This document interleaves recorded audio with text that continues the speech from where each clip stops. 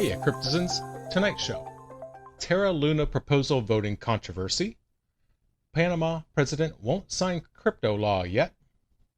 Ethereum merge advances. It's 10 p.m. Pacific time. The date is May 20th, 2022. Welcome back to the Crypto Overnighter. I'm your host, Nick.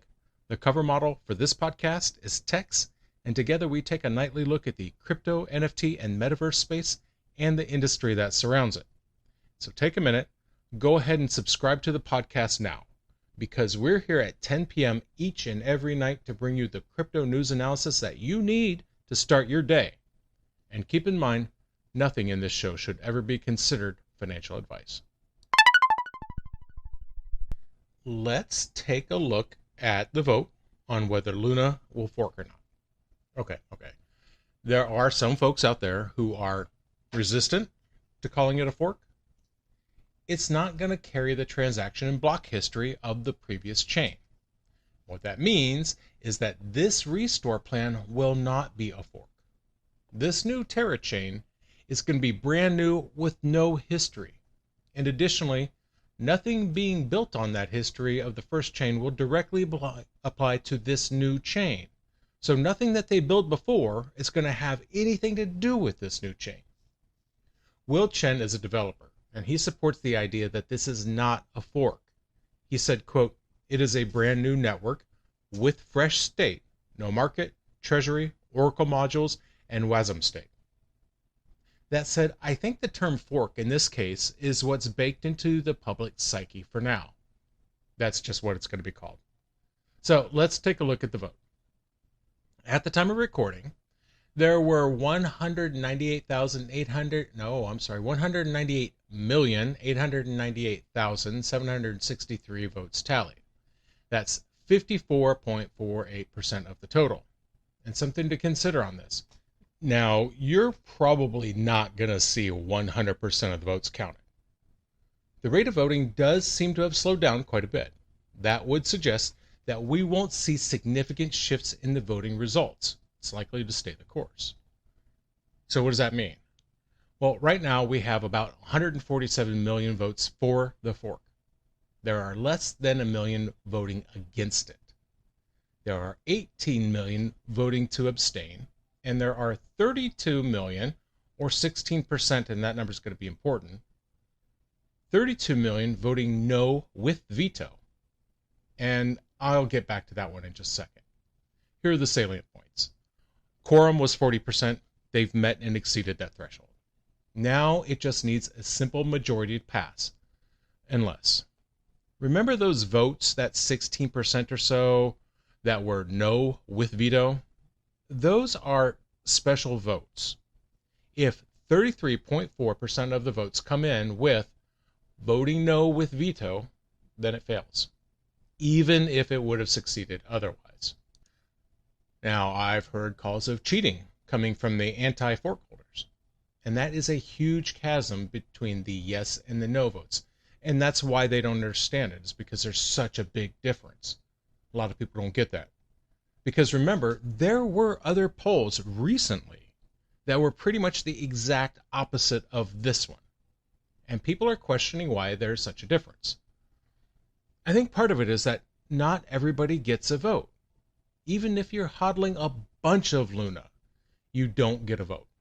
The fact is, just like many other cryptocurrencies, it's the validators and the stakers that get a vote, not the holders.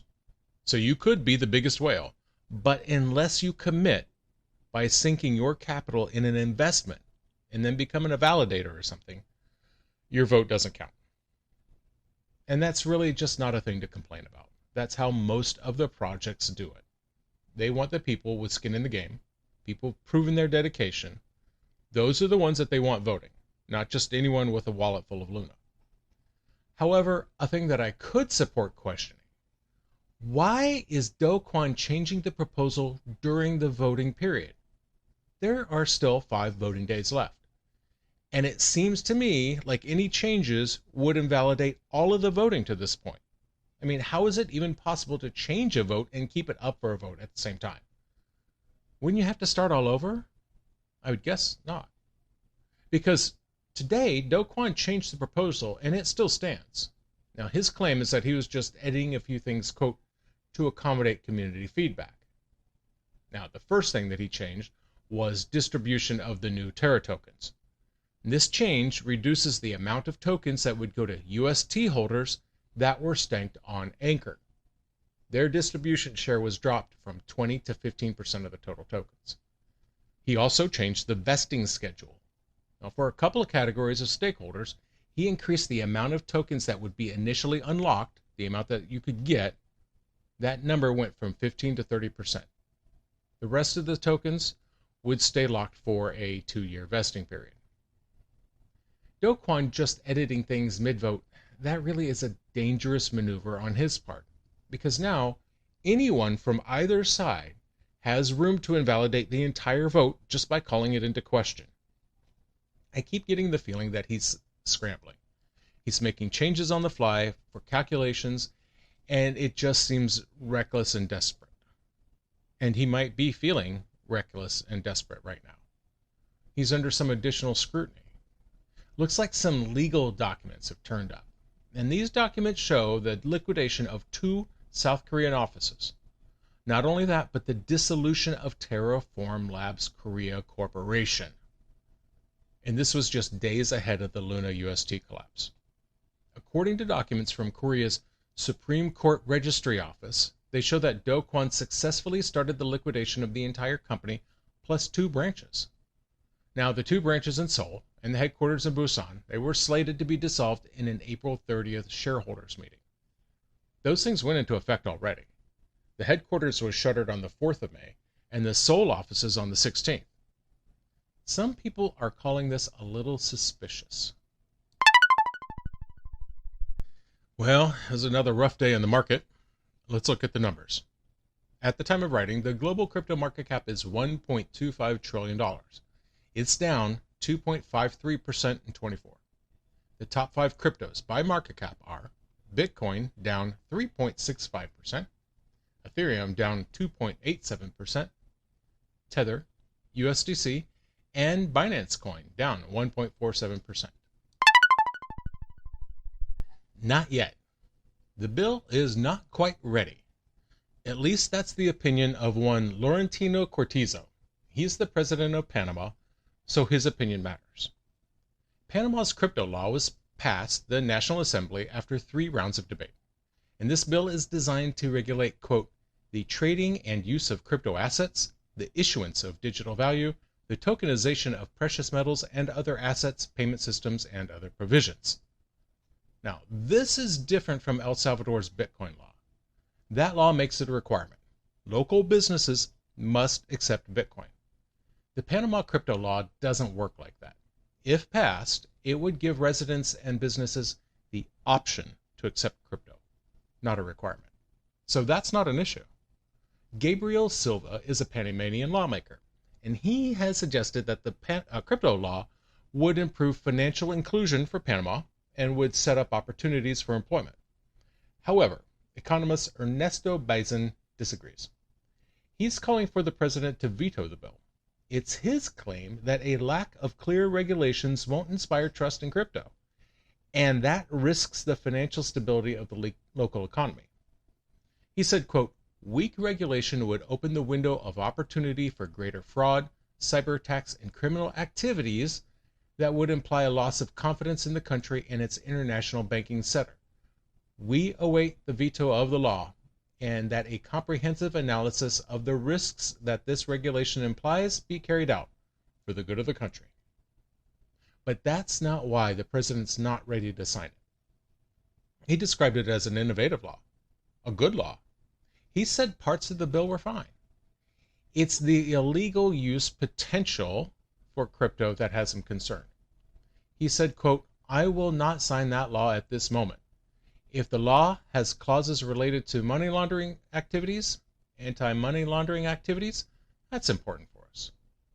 So it sounds like the future of crypto in Panama kind of depends on those legislators at the National Assembly getting this corrected, because he's indicated that he won't sign off on the law without those additional protections put in place.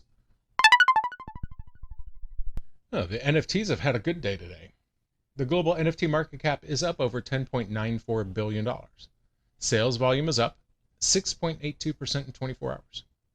According to CoinMarketCap, the top 5 NFT collections by sales volume are Chimpers, followed by Other Deed, Return of Legends Season 4, Bored Apes, and Return of Legends Season 1. Now keep in mind, some of these collections have very volatile prices, so do your own research. There are a lot of eyeballs on this one because it is a huge change. And if this change is done successfully, it will be quite a moment. Because in that moment, Ethereum will have transformed from proof of work to proof of stake. And that is a big deal. There's a lot of people out there that want nothing more than to see this succeed. I'm one of those people. That said, it seems that there are a lot of people out there expecting, if not cheering, for it to fail. So let's back up a minute. Right now, Ethereum is a proof of work blockchain. That means if you want to get paid, you got to put in the work mining Ethereum. What they're going to do is they're going to change Ethereum to a proof of stake blockchain, which means if you want to get paid, you have to stake Ethereum. Commit your financial resources to securing the network, and that's how you get rewarded. So now a huge testing milestone has been set, June 8th. That's when the Ropsten testnet merge happens. Preston Van Loon is an Ethereum core developer at Prismatic Labs, and he said, quote, merging Ropsten is a huge testing milestone towards Ethereum's mainnet merge later this year. Now, if you go to Ethereum Merge's testnet page on GitHub, you'll see that Ethereum DevOps engineer Parathi Jainathi submitted a pull request for the testnet merge configuration code. That suggests implementation is ready. Now, Ropsten is one of several testnets that the Ethereum Foundation stood up back in 2017. Now, currently, it's being maintained by the Geth developer team. And this specific testnet is considered to be the best. It's the best replication to the Ethereum mainnet because it follows a similar network architecture. And that's important because if you want to do some realistic deployment modeling before attempting to migrate to the mainnet. This merge between a proof of work and a proof of stake is set to start May 30th. Its purpose in life is to mimic what will happen when the actual merge begins between Ethereum and the beacon chain. When that consensus layer settles in place, at that point it becomes a proof of stake network. Now last month, Tim Biko was talking about this, and this was in reaction to a successful shadow fork test. At the time, he said the merge wouldn't be ready to go until, quote, a few months after June. No firm date yet, but we're definitely in the final chapter of proof of work on Ethereum. That could be as early as August, it seems. Van Loon was speaking at the Permissionless conference, and he said that the merge would happen in August if everything works out. He had 5,000 people in the room when he said that his team was going to beat the difficulty bomb this time. The merge would happen before the network gets degraded. He said, quote, as far as we know, if everything goes to plan, August. It just makes sense. If we don't have to move the difficulty bomb, let's do it as soon as we can. And that desire to beat the difficulty bomb is a shared sentiment. Justin Drake is an Ethereum researcher, and he also wants to make sure moving the merge ahead is a top priority. He shared his, quote, strong desire to make this happen before the difficulty bomb in August. So there's that August again. And Biko, he shares the same concern. He said, quote, if client developers do not think they can deploy the merge to mainnet before block times are slowed too much, it will need to be delayed again. So, if the merge is successful, if it's implemented in August, that still doesn't mean we're at Ethereum 2.0, and frankly, you should not expect any great change in gas fees, at least not due to this. Because this upgrade only changes how consensus is gained. Changes from proof of work to proof of stake model, and that's it. Now, when sharding arrives, that's the big moment. And it's not expected to go live until next year. But that's the moment when Ethereum effectively becomes Ethereum 2. Gas fees are expected to come down. Transactions times are expected to come way down. But until then, the network will still be using things like Polygon and Optimism to manage scalability and transaction volume concerns. And that's going to do it for us tonight. Thank you so much for joining us. I really appreciate it. If you have enjoyed tonight's show, like, comment, and subscribe. Give us a review, because that helps other people find their way to this podcast. And we're here each and every night at 10 p.m. Pacific time, bringing you the crypto news analysis that you need to start your day. You can find us on podcasting platforms everywhere or on YouTube. Do you have questions or comments? Reach out and let us know. The email address is nick@cryptoovernighter.com. That's nick@cryptoovernighter.com. We'll see you next time.